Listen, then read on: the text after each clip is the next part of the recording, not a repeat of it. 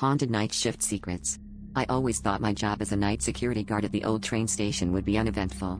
The place was practically abandoned, a relic of a bygone era with only a few trains passing through each week. But something about the dimly lit corridors and echoing silence always made me uneasy. It was the third week into my new shift when I noticed something strange. The station's clock, which hadn't worked in years, began ticking again. Each night, it would reset itself to 3:15 a.m., precisely when my rounds took me past the clock tower.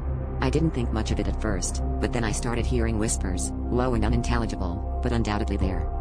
The whispers grew louder over the next few nights, always coming from the direction of the platform. I tried to ignore them, chalking it up to late-night fatigue and an overactive imagination.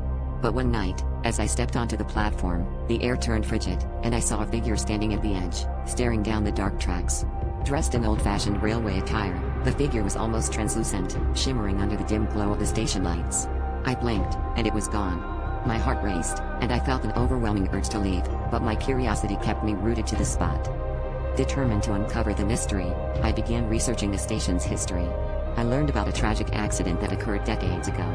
A young conductor, consumed by guilt after a fatal collision, had jumped in front of a train at precisely 3:15 a.m. The coincidences were too eerie to ignore, and I couldn't shake the feeling that the spirit was trying to communicate with me. I decided to confront the apparition, to see if there was something it wanted from me or if it just needed help moving on.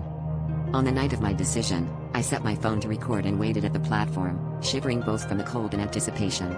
As the clock struck 3:15, the figure appeared again, but this time it was closer, its eyes locked onto mine. I asked aloud what it wanted, and the whispers rose to a deafening crescendo, words now clear: save them. Suddenly, I was flooded with images of a train hurtling towards a broken track, a disaster waiting to happen.